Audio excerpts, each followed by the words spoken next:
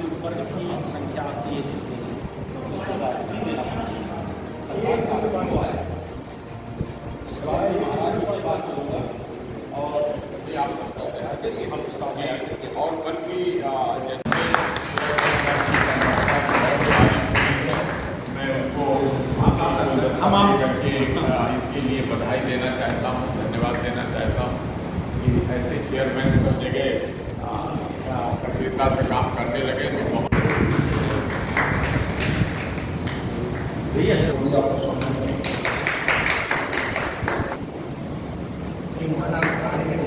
नहीं अलग से बता देंगे। रोटरी क्लब के पूर्व अध्यक्ष आदर्श हमें भाई 8 मिलियन लोग हैं, वो भी भारत विकास परिषद के अध्यक्ष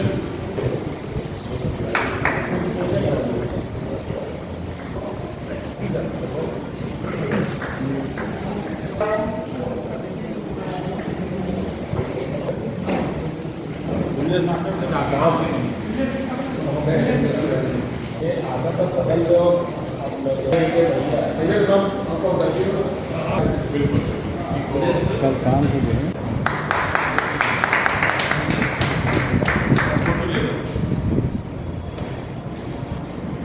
सम्मानित करें।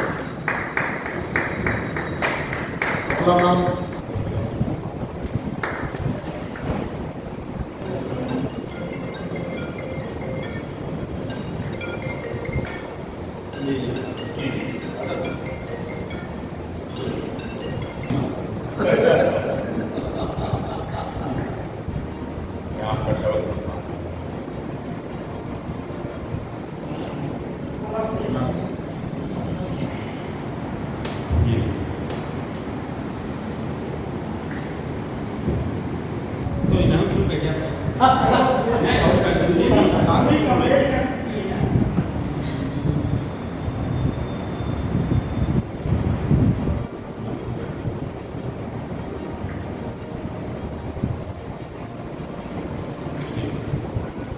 श्री दिनेश पाठक जी,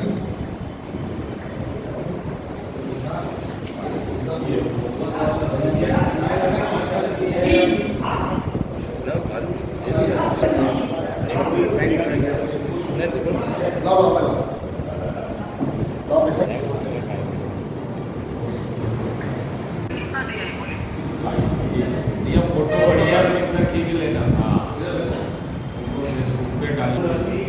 भैया कोई फोटो तो ले लो। फोटो लो भाई।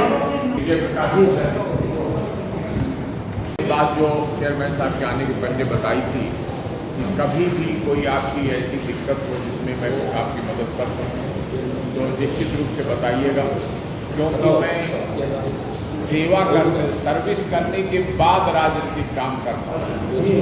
पूरी जिंदगी तो हमने सर्विस में बिता दिया, तो अब भावना तो वही रहती है, सेवा, पब्लिक सर्विस। तो 36 साल तक मैंने इंडियन पुलिस सर्विस में काम किया। उसमें भी मेरा झुकाव यही रहता था कि कोई आदमी आ गया है तो उसको यथासंभव मदद की जाए, और जो पुलिस का दंड देने का काम होता है वो मजबूरी में किया जाए कि समाज की बेहतरी प्राप्त हित के लिए अगर किसी अपराधी को दंड देना आवश्यक है तब दिया जाए, कर्तव्य भाव से किसी को सताने के लिए न दिया जाए, सुधारने के लिए दंड दिया जाए और समाज को शांति व्यवस्था बहाल करने बेहतर करने के लिए दिया जाए सुधारात्मक दंड। तो मैं जहाँ जहाँ रहा, करीब मुझे लगता है 36 साल में मेरी 25 पोस्टिंग हुई, तो कोई न कोई पूरे यूपी में कहीं न कहीं SP, DIG, IG, ADG, DG रहा। और उसके बाद अभी सहयोग से विभाग में पार्टी ने भी जो मुझे कोऑर्डिनेटर बनाया, तो ये काम कि पहले मैं पार्टी ऑफिस में बैठा करता था पब्लिक की मदद के लिए, कार्यकर्ताओं की मदद के लिए, तो उन्होंने एक और ड्यूटी लगा दी कि ब्रजेश पाठक के यहाँ काफ़ी भीड़ हो रही है तो वहाँ भी सुबह का समय दे दीजिए, तो वहाँ बैठने लगा। अब अभी भी प्रशासनिक अनुभव होने के कारण उन्होंने मुझे सुशासन विभाग का काम, प्रदेश का पदाधिकारी बनाया कि शासन की कोई गलतियाँ गड़बड़ी हो तो हर जिले से इकट्ठा करके तो एक हर ज़िले में कुछ कुछ अपने कार्यकर्ता हैं जो खबर भेजते हैं कि रिपोर्टिंग टाइप समझिए, अखबार में जैसे होता है कि रिपोर्टर लोग सब खबर भेजते हैं ये गलती हो रही है, इससे बदनामी हो रही है राजनीति से, इसको ठीक कराया जाए। मैं कोशिश करता हूँ जितना हो सकता है। इसके बावजूद आप देखते हैं इतने विभाग, इतना बड़ा प्रदेश, इतने जिले, कि सब अटेंड नहीं हो पाती हैं चीज़ों में। अब जैसे आज कई सुझाव जो चेयरमैन साहब ने दिए, ये किसी नहीं दिए थे। इतने लोगों से मिला हूँ, बात करता हूँ, लेकिन हर व्यक्ति का अपना अलग समस्या, अलग सोच, और यही हमारे लोकतंत्र की खूबसूरती है। चीन में नहीं संभव है। चीन के ताना से अभी मैं 3 दिन नेपाल रह के आया, भारत नेपाल मैत्री संघ में, तो आप ताजुब करें वहाँ चीन वालों का बड़ा दबदबा बढ़ रहा है। तो उसको कैसे भारत का हित उसमें बनाया जाए और कैसे नेपाल भारत मित्रता बढ़ाई जाए, इसी के लिए हम लोग काम करने गए थे। तो यहाँ फिलहाल मेरा निवेदन यही आप लोगों से है कि कहीं आप लोगों के बीच जानते हैं पब्लिक विचार बर्तन रहते हैं, भटक जाते हैं, लड़ाई झगड़ा हो जाए, मारपीट हो जाए, तो कोशिश करिए कि आपस में सुलह समझौता हो जाए, लिखित सुलह समझौता हो जाए। कहीं ज़मीन का विवाद है, कहीं कोई लेन देन का झगड़ा हो गया व्यापारियों में, तो बैठ के तय करा लिया जाए, मुकदमे से, कचहरी अदालत से बचा जाए। क्यों कि हमारी परंपरा दंड देने की नहीं है। पहले पंचायत होती थी प्राचीन काल में, तो लोग बैठ के सुलह समझौता करा देते थे। अब आप जानते हैं अपना अंग्रेजों ने हमारे सिस्टम को ऐसा बर्बाद किया, बदला आधारित दंड व्यवस्था, कि एक कत्ल हो गया, एक आदमी को जेल भेज दिया गया, उसका पूरा परिवार बर्बाद, और एक आदमी जान से चला गया, उसका पूरा परिवार बर्बाद। अभी भी वो व्यवस्था हम लोग होते जा रहे हैं। ये नहीं हुआ कि जो पश्चिमी देशों में, नॉर्वे, स्वीडन वगैरह में है कि अगर तुमने मार दिया तो अब उस परिवार की जिम्मेदारी तुम्हारी है, तो उठाओ, क्षतिपूर्ति का सिद्धांत है। तो आगे अभी बहुत काम होना है अपने लोकतंत्र में, लेकिन धीरे धीरे बदलेगा सिस्टम, धीरे धीरे लोग। इसी तरह जैसे सिंगापुर, दुबई वगैरह में वैसा किसी से कोई टैक्स नहीं लिया जाता, सब पैसा हर कोई बैंक में जमा कर दे और जिसकी जितनी ज़रूरत हो ले, लोन ले, जब हो जाए तो वापस कर दे। कोई बेरोजगार ना रहे, कोई गरीब ना रहे, कोई मजबूर ना रहे। तो मतलब 12 देश ऐसे हैं जहाँ टैक्स खत्म हो गया है, नो टैक्स। तो हम लोगों को सबको, अब तो गूगल पर आप सर्च कर सकते हैं, ज्ञान का भंडार खुल गया गूगल की लाइब्रेरी में। तो मैं निवेदन करूंगा कि एक जनमत बनाइए, हमें अपनी व्यवस्था और बेहतर बनानी है। अपना इंतज़ाम यह तभी होगा जब जनता मांग करती है।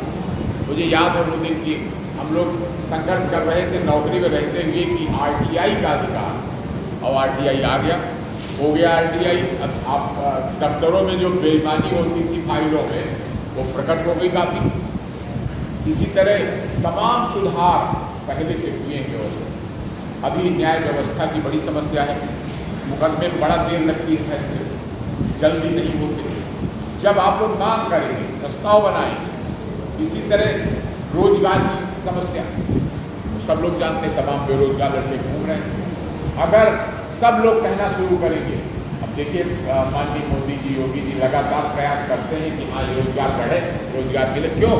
जब जनता मांग करेगी तो करेंगे। सरकार को जनता की भावना और आकांक्षा के अनुरूप चलना है, तभी पार्टी पावर में रहेगी, नहीं तो पार्टी बाहर हो जाएगी। इसी तरह हमें अपना विश्व गुरु बनाना है अगर देश को, तो सब लोगों को, हिंदू, मुस्लिम, सिख, ईसाई, सबको मिलाकर, सबको समझाकर देश को तब महान बना पाएंगे। अगर आपस में लड़ते रहेंगे तो क्या तरक्की करवाएंगे? तो जो दिक्कतें हैं, जो समस्याएं हैं, उसमें ऊपर के अधिकारियों को नाले में ला के ठीक कराना है। तो मैं कहूँगा एक हम लोग इसके लिए सुशासन समिति भी बना रहे हैं कि ज़्यादा से ज़्यादा जो क्षमतावान लोग हैं उनको शामिल करें। तो जो भी आप में से लोग इच्छुक हों कि अपने क्षेत्र में रहते हुए सुशासन के लिए काम करना चाहिए, तो आप अपना नाम, फ़ोन नंबर हमको व्हाट्सएप कर दीजिएगा। मैं अपना नंबर आपको बता दे रहा हूँ, 94 54 45। ये CVG नंबर है सरकार का, जो मिला है बांग्लादेशियों के बारे में काम करने को। 94 54 45 0 307 9454450307। ये तो जो लोग इच्छुक हों अपना नाम और मोबाइल नंबर लिख करके व्हाट्सएप कर दीजिएगा।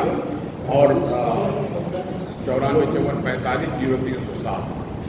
तो मैं कोशिश करता हूँ जितना काम अटेंड कर सकूँ आपका, नहीं तो मेरे एक सहयोगी तो रहते हैं तो वो अटेंड करते हैं। तो अब यहाँ के पुलिस प्रशासन, क्योंकि मेरा ज़्यादा संपर्क उसमें समय बीता है, तो उनके साथ एक मीटिंग है, मैं उनके पास अभी जाकर एक मीटिंग करूँगा उन्हीं के ऑफिस में। तो कभी किसी को पुलिस प्रशासन संबंधी कोई दिक्कत आ जाए तो याद करिएगा, मैं गोमती नगर विस्तार खंड में रह रहा हूँ और पार्टी ऑफिस में सवेरे या तो पार्टी के आवास पे या पार्टी ऑफिस में भेंट हो जाएगी। और कभी सोमवार मंगल बुध तो जरूरी मौजूद रहता हूँ, ज़्यादा वर्क लोड रहता है। बाकी दिनों में हम लोग बाहर को निकल जाते हैं काम करने। बताइए इसी परिप्रेक्ष्य में आदरणीय माता शिक्षा के लिए आपको विचार करना चाहिए। वो केवल एक ही रखना है, अभी आपको कहा है कि बसों बस हो गए हैं, कोई भैया ये अमल कर इसका ऑडिटोरियम हाँ वो नहीं हो रहा है। तो जिससे भी व्यवस्था जो आपने बताई कि कोई ऐसा उद्योगपति लेकिन किसके पावर में है होने वाला नहीं, जैसे कि सड़क बनती है तो टूल टैक्स के लिए वो ठेका दे दिया जाता है, सरकार इतना रुपये ले लेती है कि हमको सालाना इतना लेना है, बाकी आप इतने रुपये से ज़्यादा नहीं लेंगे। तो कोई उद्योगपति यदि कोई नगर का ऐसा है कि जो 2 करोड़ रुपया नगर है वो भी अपना व्यापार कर ले, और हमारे नगर पालिका जो महीने के हिसाब से जो उसका बनता है वो यदि तो उसमें अच्छा उद्योगपति है। ये बात अभी लग रही था कि बोला कि उद्योगपति इस बात पर आ जाएंगे कंपटीशन करने लगे, मैं सभा 2 करोड़ लगा 2 करोड़ लगा, ऐसे भी लोग अपने यहाँ। तो यदि नगर पालिका भी अपने आर्थिक रूप से मजबूत करना चाहती है और इससे नगर का हमारा तो बहुत ही फायदा हो। अब जैसे कोई सांस्कृतिक कार्यक्रम हो, साहित्यिक कार्यक्रम हो, बड़े बड़े यहाँ पर हुआ है, लेकिन अब हमारे पास जगह नहीं, हम घूमते कोई प्राइमरी स्कूल मिल जाए, कोई स्कूल मिल जाए जहाँ पर हम खड़े होकर जो है कार्यक्रम। अगर इसको कुछ किराए पर उठा दिया जाए, कहिए तो पूरा कर दो और पूरा करके इसको किराया ले करके उसका एक हिस्सा ये सब मुश्किल नहीं है, बिल्कुल बहुत सरल प्रक्रिया। जैसे पहले ठेका दिया जाए 5 साल, अब होना है 5 साल का कर दिया जाए, फिर आप करके रिन्यूअल कराना चाहते हो तो देखेंगे कि सही चल रहे हो तो भी नगर पालिका लेकिन ये पावर में किसके है मैंने माना कि आपको ये पावर ये अभी जो बना है उसमें जमीन सरकारी नहीं नगर पालिका और पैसा जो लगा है वो विधायक मिल रहा है। उत्तर प्रदेश सरकार से जो हमारा विभाग है नगर पालिका का जो है बोर्ड है वहाँ से बोर्ड को मैं तो निवेदन करूँगा किसी के पास जाने के बजाय यही एक व्यापारी की बैठक बुला लीजिए और बैठक बुला के उसमें दिखाइए भैया सुनो बड़ी महत्वपूर्ण बात कर रहे हैं कौन कौन लोग इच्छुक हैं इसको किराए पर चलाने और अगर एक आदमी न तैयार हो तो 2-3 लोग मिलकर के तैयार करने वालों 2 करोड़ मिल जाए। एक आदमी हो तो सर्वोत्तम, ना मिले तो 2-3 हो जाए। और जो लोग इच्छुक हो सेवा थोड़ी करेंगे तो व्यापार करेंगे, व्यापार ऐसे लोग 20 करोड़ रुपया लगाकर राजनीति बनाते हैं। हम नगर पालिका के या सार्वजनिक के कामों के लिए फ्री देंगे और बाकी लोगों को इसको किराए पर दे देंगे। वो भी नगर पालिका निश्चित करेगा किराया कितना होगा, वाजिब सबसे राय मशविरा लेके किराया निर्धारित किया जाएगा। और जो लोग मतलब ऐसा और जो लोग तैयार हो कोई 20 साल तक सरकार नहीं बना। अरे आज बिल्कुल सही कह रहे हैं, सरकार के पास बहुत काम है वो नहीं लगा और मॉडल इसी कहते हैं कि पब्लिक एक बार करके देखिए नहीं होगा तो ये बात पहले से ही करके नहीं हो पाएगा तो मतलब हम इसके आप करके देखा ये नहीं होगा तो नहीं होगा। आपको रास्ता निकालना है कैसे चलेगा। अब एक 10 करोड़ 20 करोड़ लगा के वो राइस मिल खोल सकते हैं आर्थिक लाभ के लिए, तो ये भी तो आर्थिक लाभ है। बिल्कुल डेरी चलेगा, डेरी चलेगा तो गाय बन जाएगी दूध देने वाली, वो बजाय पड़ी हुई है एक लाइबिलिटी है, उसके बजाय उससे आमदनी रोज होगी नगर पालिका को भी कुछ हिस्सा देते रहेंगे। अरे भाई टोल टैक्स पूरे देश में कैसे चल रहा है? ऐसे चल रहा है, पूरे देश में चल सरकार रहा कहाँ है। चला रही है, प्राइवेट लोग चला अब मुझे वो दिन याद है जब हम लोग लेख लिखा करते थे कि सड़क जो है वो सरकार का पैसा नहीं रहता, तो जो लोग 4 पहिया वाले गाड़ी के हैं वो उसको टैक्स दे दिया करें और बाकी गरीबों को फ्री हो जाए साइकिल और मोटरसाइकिल। और वो हो गया, अब पूरे देश में लागू हो गया पीपीपी मॉडल, टोल बैरियर। उसी तरह ये पीपीपी मॉडल पे कह दो किसी के पास जाने की जरूरत नहीं, नगर पालिका का अध्यक्ष और विधायक जी दोनों लोग अगर सहमत हो जाए कि हम लोग इसको कमेटी बना दीजिए कि उसको किराए पर उठा देने के लिए कमेटी और मीटिंग करके जो प्रस्ताव पास हो जाए वो दे दीजिए, मालिक नगर जाओ पालिका एक एग्रीमेंट हो जाए। नहीं, मालिक नगर पालिका इतने साल के लिए आपको हम दे रहे हैं किराए पर चला कर लाभ लेना और बदले में इन्वेस्टमेंट कर देना। ये आप ऑप्शन 4 आदरणीय दादा की तरफ से आए और मेरा केवल इसमें यही आदरणीय पूर्व पुलिस महानिदेशक आदरणीय शुक्ल जी, माननीय चेयरमैन साहब आदरणीय श्रीकांत जी दादा, आदरणीय बड़े भाई विनोद स्वर्णकार जी, त्रिवेदी जी, विचार उतनी देर से हम दे ही चुके हैं, कितने और वही दोबारा रिपीट करें तो उनसे कोई फायदा नहीं होगा। आप आए, यहाँ पर बहुत बहुत स्वागत है आपका। और जैसा कि सारे विचार आदरणीय शुक्ल जी दे ही चुके हैं कि ई रिक्शा है, कॉरिडोर है, मंदिर है, सावन का और चैती का मेला जो है ये राजकीय मेला घोषित किया जाए। बस इसके अलावा हमको कुछ नहीं कहना है। हम आपका बहुत स्वागत करते हैं, अभिनंदन करते हैं। आप नित नई ऊंचाइयों को छुए, इन्हीं सबको दिशा। जय हिंद, जय भारत। आज इस नगर पालिका परिषद सभागार में हमारे बीच पूर्व डीजीपी आदरणीय सूर्य प्रकाश शुक्ला जी का आगमन हुआ, उनका हार्दिक अभिनंदन स्वागत है। और जनहित के विषयों का लेकर नगर के सभासद पूर्व आदरणीय काम जी, श्रीकांत तिवारी जी, अरुणवस्थी जी और दादा आनंद त्रिवेदी जी, विनोद सुरकार जी, सभी के राम जी,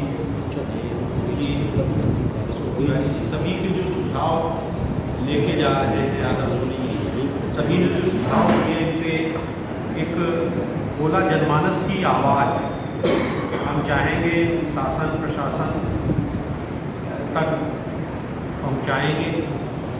और बोला वो एक स्वच्छ बोला, स्वस्थ बोला, विकसित बोला और छोटी काशी बोला, इसको एक नया आयाम देने में अपनी महती भूमिका निभाएंगे।